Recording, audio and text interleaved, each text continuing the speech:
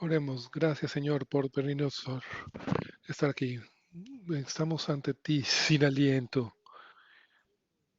Estamos contigo totalmente rejuvenecidos. Siempre podemos estar contigo.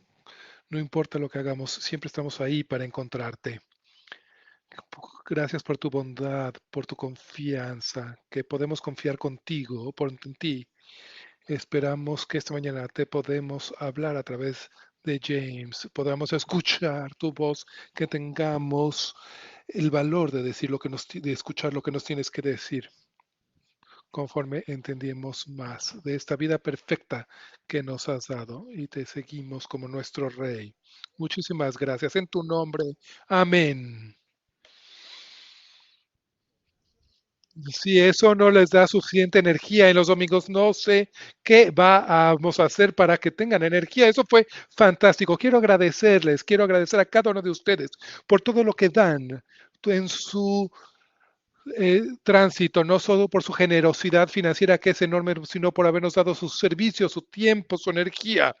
Todo lo que ustedes dan a nuestra iglesia, nosotros lo hacemos para un ambiente mejor para nuestros jóvenes, para nuestros niños, para nuestros adultos jóvenes y ambientes como estos, incluso para ustedes. Y es por su generosidad enorme que somos hacer esto. No, hoy no vamos a pedir una oferta, pero si traen una oferta física, hay un par de cajas en la parte de atrás y de salida pueden dejarlo ahí. La mayoría de lo que entregamos se hace en la línea y por eso la fe y en la generosidad les queremos agradecer nuevamente. Así que sí se preparen a escuchar lo que James nos va a decir sobre esta nueva serie que se llama Señales.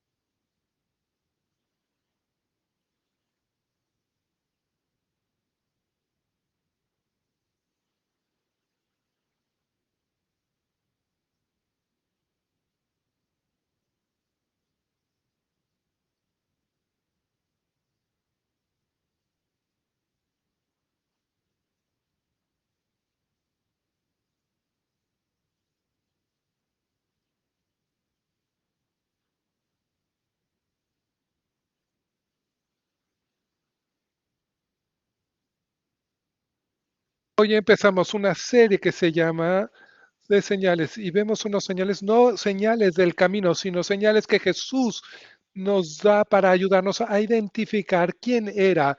Y vamos a ver al Evangelio de Juan. Y si nunca han escuchado o leído el Evangelio de Juan, es un maravilloso, es uno de mis evangelios favoritos porque es tan sencillo, tan fácil de entender y al mismo tiempo tan profundo. Hay una gran verdad teológica. Incluso los más jóvenes pueden entender a Jesús a través de este evangelio. El año pasado lo vimos, el evangelio de Juan, pero empieza esta grandiosidad, esta introducción maravillosa en la Juan dice, en el principio ya existía el verbo y el verbo estaba con Dios y el verbo era Dios.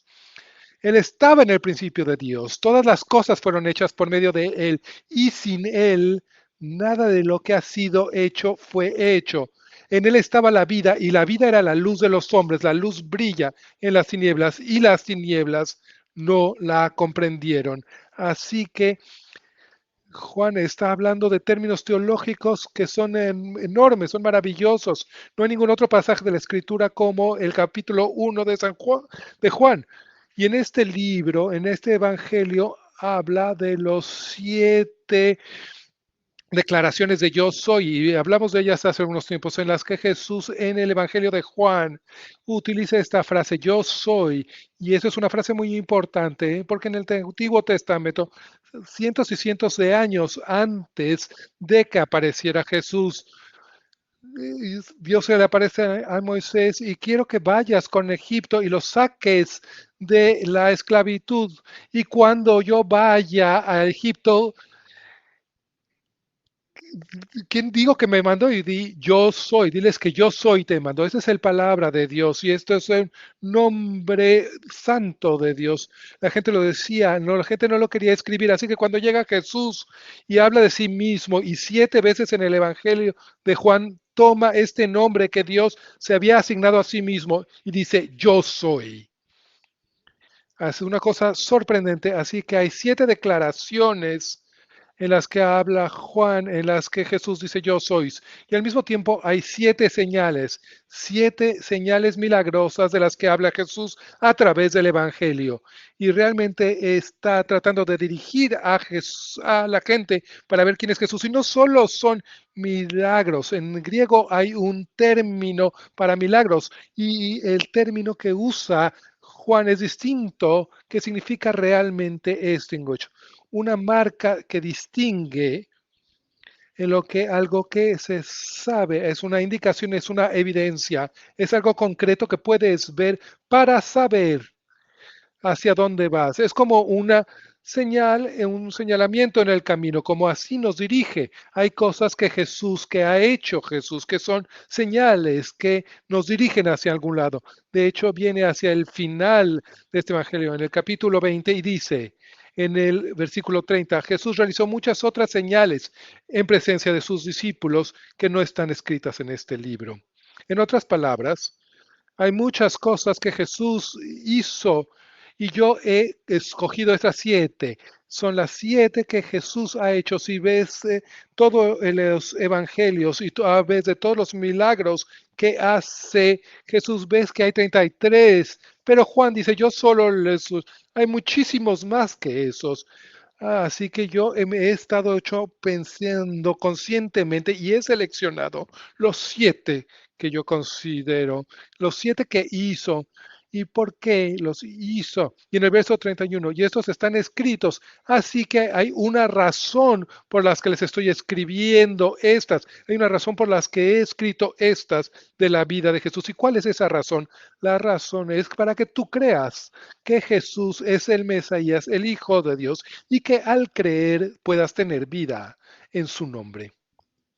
Estos no son actos de amabilidad que está haciendo, no lo está haciendo nada más por ser bueno. Hay un motivo por el que Dios está realizando estas señales y hay un motivo por el que yo las estoy compartiendo con ellos. Y eso es por tener vida en su vida, vida en su vida. El Mesías es un término, muchas veces hay muchas traducciones, dicen Jesucristo o Jesús, Cristo el Mesías, y eso significa el elegido. Y en el época del Testamento, del Antiguo Testamento, nosotros le damos a quienes van a ser rey, los seleccionamos. Así, cuando le oyas la palabra Cristo, Rey, Mesías, puedes incluir la palabra Rey. Yo he hablado de estas señales para que ustedes puedan saber que Él es Rey. Él es el Rey de los Reyes, el Señor de los Señores. Es el Hijo de Dios y yo creo que al creer en y ustedes al creer en Él puedan ustedes tener vida. He seleccionado estas. Quiero que sepan quién es Jesús. Y esta es la cosa sobre la palabra creer.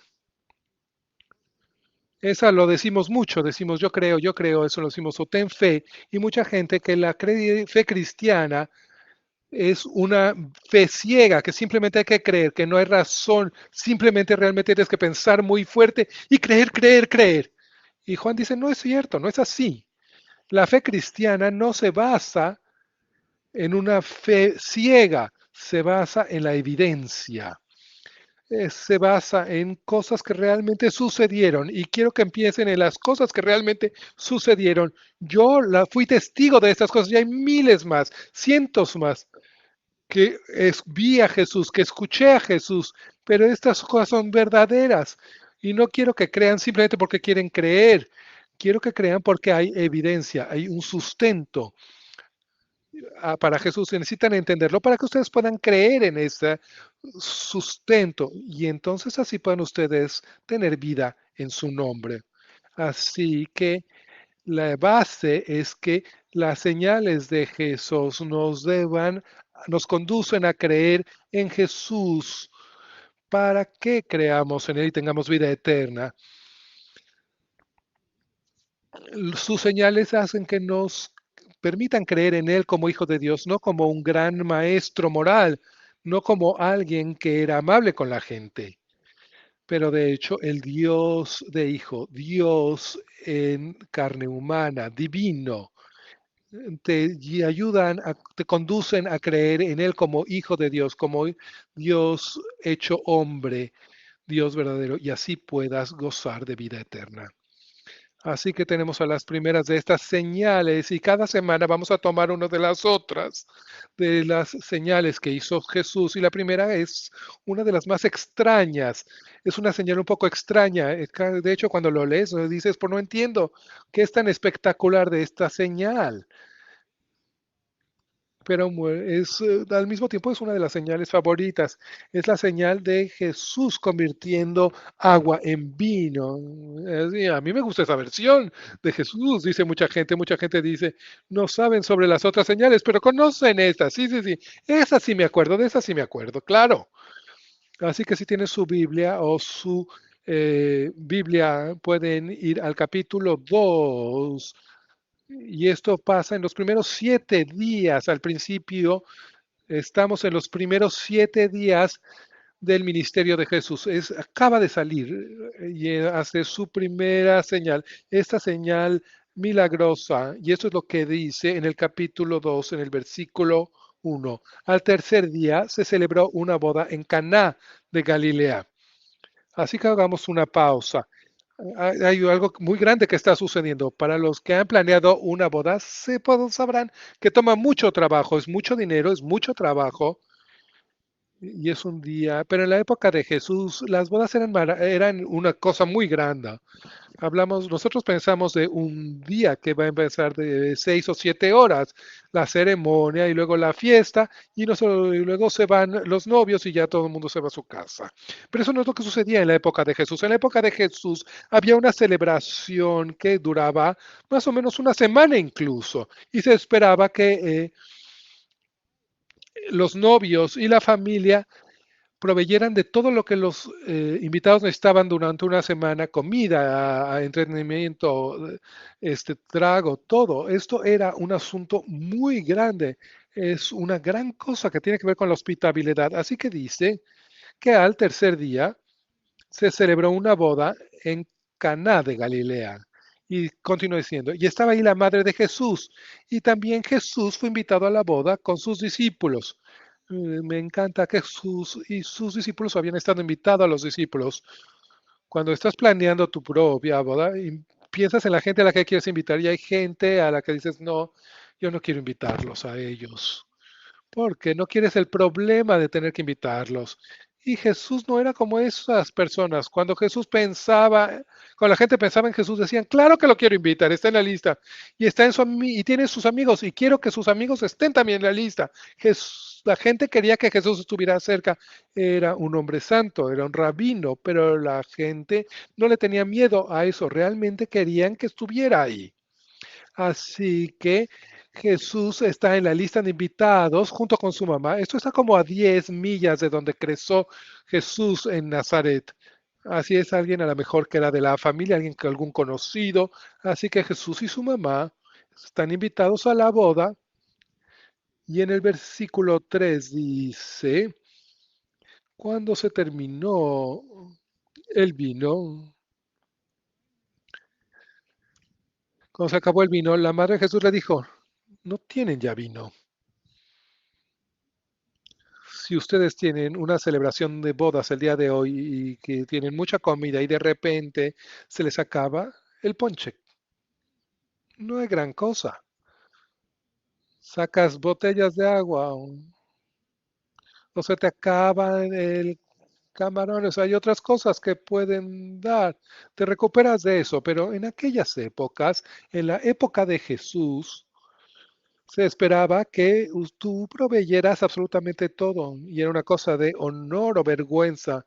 Si tú miras una celebración de bodas enorme y había mucho que comer y todo, tendrías honor pegado a tu nombre para siempre, pero si se te olvidó traer algo, si no estaba todo, entonces era una vergüenza, tu nombre estaba mal, era una cuestión legal.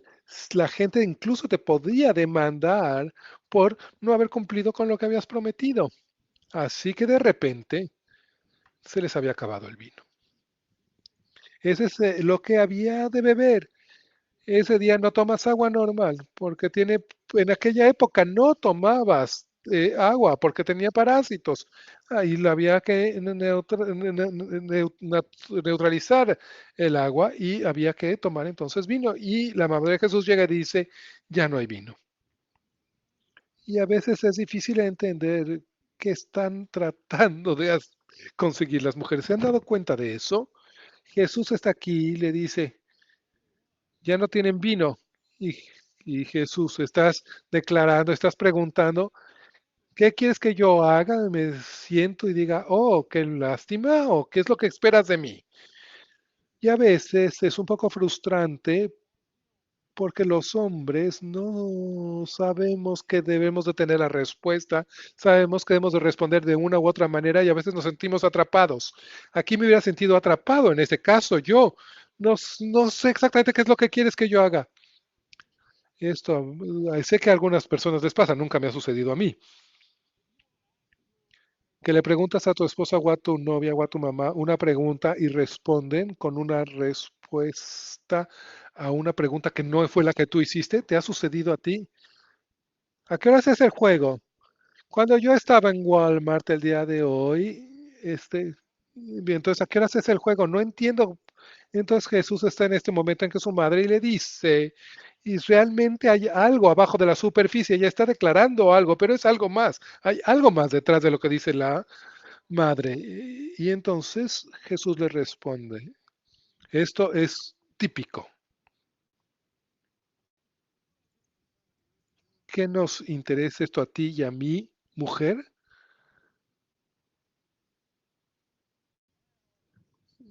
Todavía no ha llegado mi hora. Y tú dices, eso no está en la Biblia, tengo que abrir mi propia Biblia. No es posible que Jesús le haya contestado así a su mamá. Debo decirles, para ayudarles, por favor, nunca a sus novias, a sus esposas o a sus mamás, nunca le vayan a decir mujer. Esto no sería muy bien aceptado el día de hoy. Jesús se saldrá con la suya, pero ustedes no se van a hacer con la suya. Si ustedes le dijeran a una dama mujer, no les va a ir bien, no va a ser aceptado. Es algo derogativo, aunque ese pero aunque hay una traducción exacta, pero sí en aquella época es un término de respeto, es como decir mi dama, si le dices ma'am, señora, dama, es un término para hablar con respeto y Jesús utiliza este respeto. Algunas traducciones hablan de querida mujer, así que no es tan fuerte o tan duro como pensamos cuando lo hablamos en español o en inglés, cuando dice mujer. ¿Qué nos interesa esto a ti y a mí? En este momento, en la mini vida y en el misterio de Jesús, no sabemos mucho de José, el esposo de María. Creemos que ya había muerto y los estudiosos que Jesús tenía como 30 años, probablemente se había quedado con su mamá, la había estado cuidando, le había sido como el proveedor, como el hombre mayor. Y ahora entra en esta fase de su vida que donde empieza su ministerio público. Ya fue bautizado por Juan en el río Jordán. El Espíritu Santo ha descendido sobre él, ha sido elegido por Dios y s- se va durante 40 días y durante la primera semana después de seleccionar a sus discípulos, empieza a hacer milagros, empieza a dar señales. Y cuando su madre sabía algo sobre Jesús que nadie más sabía, ¿no? ¿No es así? Sabía que él era el Hijo de Dios. Sabía que su nacimiento había sido milagroso. Sabía que su concepción de Jesús había sido por el Espíritu Santo, que realmente era Dios en carne humana, convertido en hombre. Y al crecer, generalmente estaba esperando el momento en el que se mostrara al mundo. Y ahora ve el bautizo, ve que Jesús atraviesa las tentaciones, ve que reúne a sus discípulos y está lista. Y entonces dice, aquí hay un problema y yo sé que tú lo puedes resolver. Y Jesús, mi hora no ha llegado. En otras palabras, está diciendo, ya sé cuál es tu plan, ya sé que estás tratando de hacer, estás que ya salga, pero no es el momento y un poco se distancia de María en este momento. Las cosas planes que tú tienes y los planes que yo tengo en esta época pública de mi ministerio, a lo mejor no siempre están alineados y te voy a honrar, pero ahora mi dirección es distinta a esta. Jesús sabía desde el principio del momento en el que le iba a llegar a ellos. Y cada vez que en el Evangelio de Juan él dice, la hora no ha llegado, todavía no me ha llegado mi hora, siempre habla de su sufrimiento, siempre está hablando de su destino final. Eso lo sabe desde el principio. Así que cuando leen el Evangelio se darán cuenta de que hay gente en la vida de Jesús que lo quieren empujar y que estén en el centro y Jesús siempre está un poco esquivándolo porque tiene 3 años y medio antes de ofrecerse a sí mismo, antes de que llegue su momento de ofrecerse. Y entonces dice, todavía no ha llegado mi hora. Sin embargo, para el siguiente versículo que vamos a leer juntos, nos vamos a dar cuenta de que María no estaba ofendida. María no se ofende con la respuesta de Jesús. Ella dice en el versículo 5, le dijo a los que servían, hagan todo lo que Él les diga. No, no importa, haz lo que necesiten que hacer, háganle caso. Ella no sabe qué va a hacer Jesús, pero sospecha que va a hacer algo milagroso, pero sabe que puede confiar en Él para librar a esta familia de la vergüenza que lo seguiría durante décadas después de este momento. No sabemos exactamente quiénes son. Hay alguna especulación de quiénes son las bodas. Algunos piensan que era uno de los apóstoles y ella les dice, por favor, no dejas que esta familia pase por esta vergüenza. Así que ella sabe que Jesús ama y sabe que le importa y confía en él para que en ese momento haga lo que es importante. Y entonces le dice a los que servían, hagan todo lo que les diga, todo lo que ellos hagan, lo que él vaya a hacer va a estar bien, así que yo sigan sus instrucciones. Y en el versículo 6 dice, y había ahí 6 tinajas de piedra puestas para ser usadas en el rito de la purificación de los judíos. En cada una cabían 20 o 30 galones. Nótese el detalle con el que escribe Juan. Él hace notar que hay 6 tinajas. Y cuando lees el Evangelio de Juan, está lleno de simbolismo. Siempre hay un simbolismo, siempre aquí hay algo más profundo. Él dice, en el tercer día había una boda. Eso lo dice por un motivo. También, ¿qué hay otra cosa que sucede el tercer día? La resurrección. Así que Juan simplemente pone estas ideas, estos tips, y siempre está señalando hacia alguien más. Siempre hay señales. Pero hay 6 jarras, 6 tinajas. Y ustedes saben en que en las escrituras el número 6 es un número incompleto, es la señal de la imperfección, es la señal de que algo falta. El número completo es el número 7. Ese es el número de la perfección. Ese es el número de lo completo. Así que Jesús dice, así que había 6 tinajas y no es cualquier tipo de tinaja, por supuesto.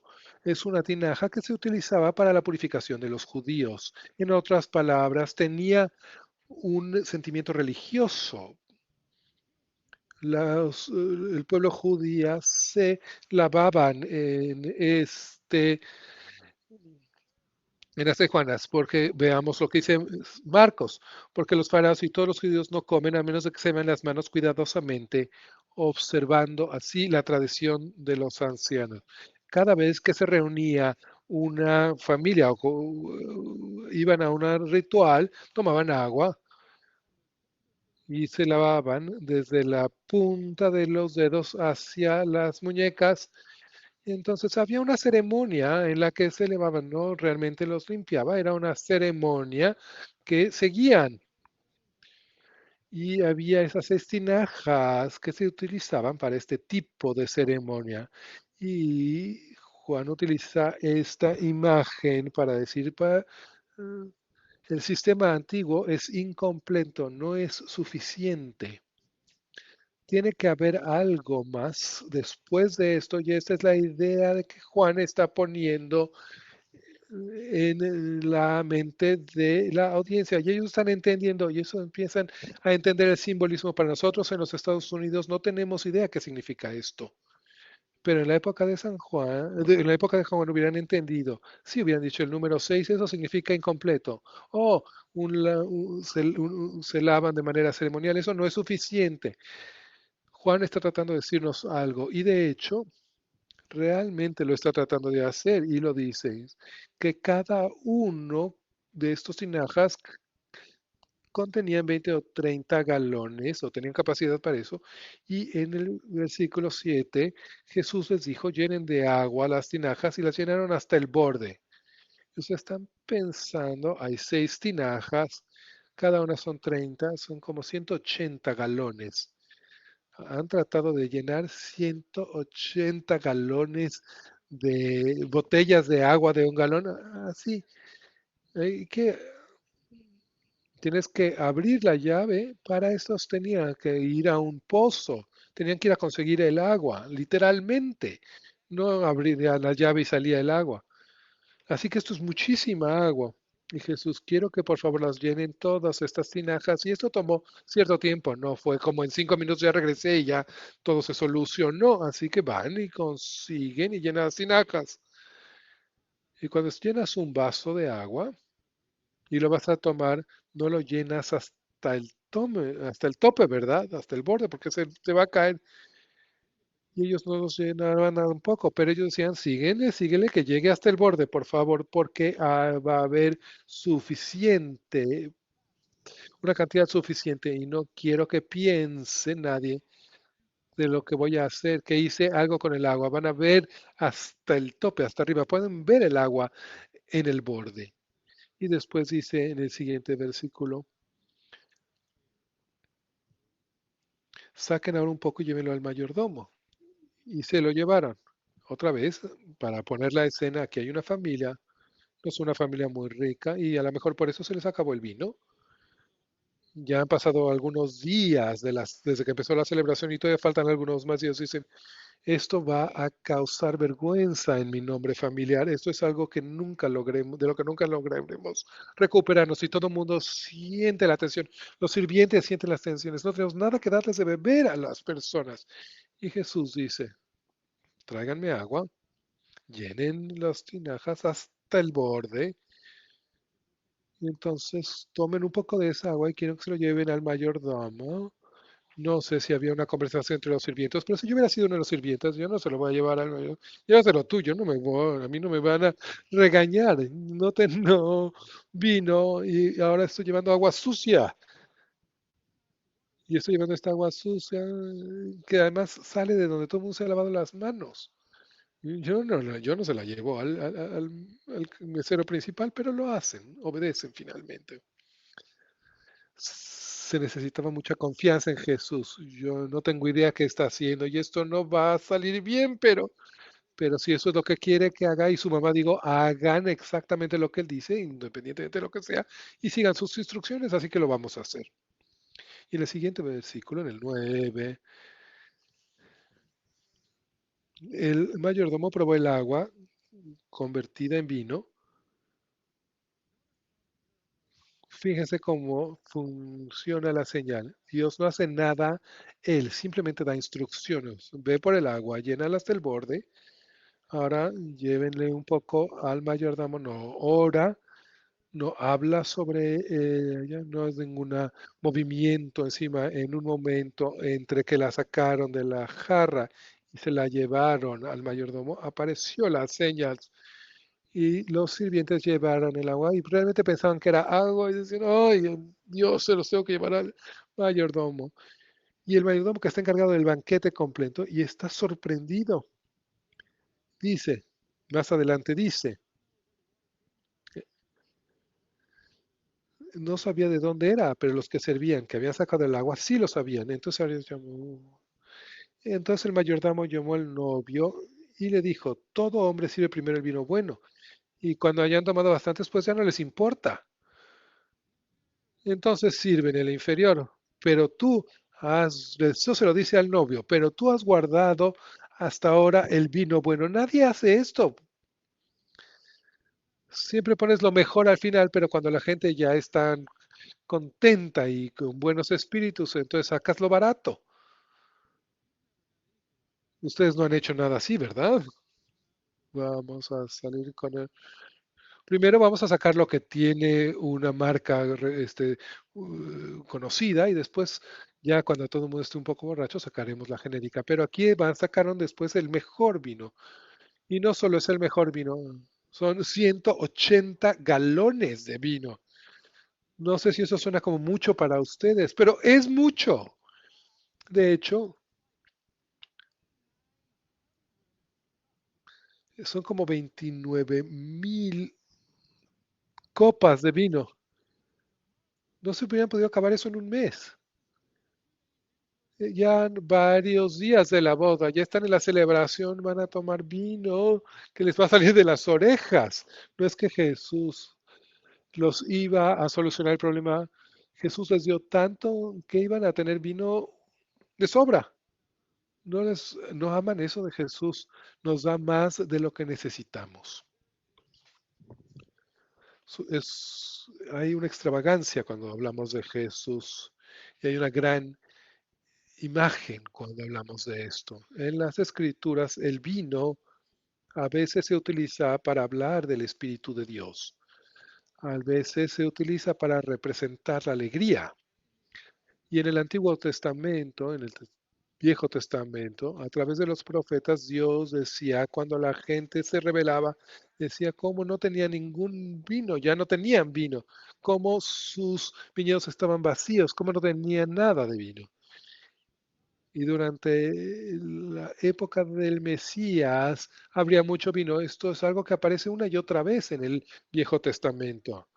De hecho, les voy a hablar del profeta Amos. Es algo a lo mejor que ustedes leen con frecuencia cuando tienen silencio. Y estoy hablando del capítulo 9. Esta es una profecía. Es el versículo 13. Están en unos mal momentos. Dices, vienen días, declara el Señor, cuando el arador alcanzará al segador y el que pisa la uva al que siembra la semilla. Cuando destilarán vino dulce los montes y todas las colinas se derretirán. ¿Ven la imagen? No hay vino ahorita, pero va a haber un momento en que va a haber tal cantidad de vino. Esta será la época mesánica. Y el versículo 14, restauraré el bienestar de mi pueblo Israel, y ellos reedificarán las ciudades asoladas y habitarán en ellas. También plantarán viñas y beberán su vino, y cultivarán huertos y comerán sus frutos. Va a haber una abundancia de alegría del Espíritu de Dios. Va a ser un momento maravilloso y no es coincidencia que la primera señal que nos da es una señal mesaica, esa señal que dice, ¿se acuerdan cuando Dios hablaba del vino y abundancia y falta de vino? Esto es abundancia de vino. No se necesitaban 180 galones, pero Jesús les dio 180 galones, porque Él está diciendo, lo que han leído, lo que han escuchado, es el momento.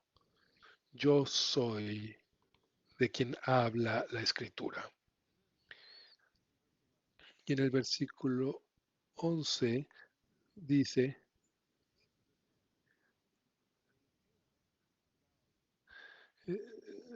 este principio de sus señales hizo Jesús en Caná de Galilea y manifestó sus glorias, manifestó quién era. Conforme van la historia, se darán cuenta que realmente nadie sabía qué estaba pasando más que su mamá, los sirvientes y los discípulos de Jesús. El novio no sabía, los anfitriones no sabían nada ya, el mayordomo no sabía nada. Simplemente pensaron que la familia del novio tenía todo este vino y que era estupendo vino. Y Jesús hace todo esto y a través de esto revela su gloria. Y conforme en el primer capítulo de Juan, ese primer capítulo bellísimo que él dice, en el capítulo 1:14, pongan atención porque es bellísimo. El verbo se hizo carne y habitó entre nosotros y vimos su gloria. Vimos con nuestros propios ojos, lo vimos de mostrar su gloria una y otra vez. Nos reveló su identidad, no simplemente por lo que dijo, sino por lo que hizo. Así que nuestro texto dice,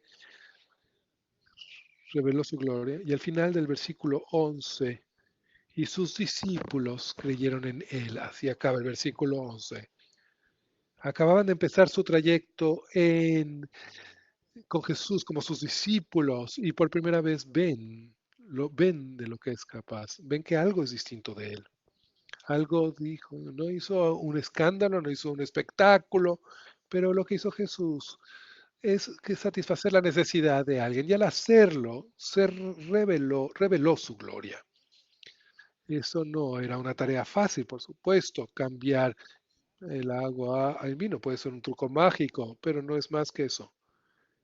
Es un trago, es un as bajo la mano. Pero aquí Jesús no se acercó siquiera, según los testigos oculares, de alguna manera, en el momento en que se llenaron las tinajas a cuando le llegó al mayordomo, el agua se convirtió en el mejor vino que cualquiera hubiera probado. Realmente Jesús cambió la composición de las moléculas del líquido.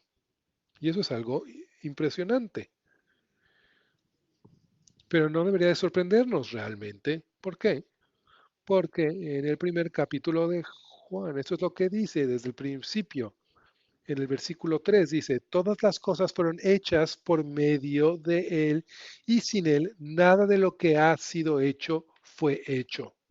Esto es una declaración importante. Todo lo que saben, todo lo que conocen, todo lo que pueden percibir, Jesús es responsable de todo eso, de todo lo que ustedes ven. Él es el que lo creó. Él es quien lo creó. Y este milagro testifica que tiene poder sobre los elementos en este universo. Y al hacerlo, revela su gloria. Hay mucho más que sucede en la historia, en este recuento. en el que revela su gloria. El primer regalo, el primer don que da Dios es el milagro. Y el primer milagro, la primera señal que nos da es en una boda. No creo que eso sea una coincidencia. Yo creo que Jesús está dando su aprobación al matrimonio. Es algo que Dios ha diseñado y que nos ha dado. Fue el primer don que nos dio. Y es algo que debe ser bendecido. Es algo que se debe honrar. Así que su primer milagro, el primero que hizo fue una bendición, un regalo hacia el matrimonio. Porque su trabajo en este ámbito no era revelar su gloria, era y que no hubiera vergüenza en una familia. No es eso lo que vino a hacer, a que nos quedáramos sin vergüenza. Si te das cuenta cuando lees esta historia completa que hay muchos niveles de lo que hay y de lo que está haciendo Jesús.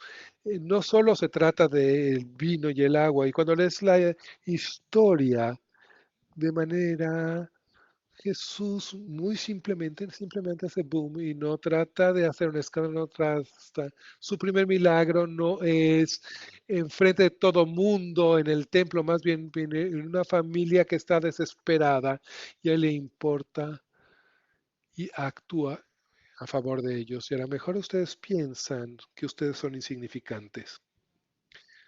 A lo mejor no son ustedes ricos, a lo mejor a nadie les importa, ustedes no le importan a nadie, a lo mejor son como esta familia, pero Dios lo sabe.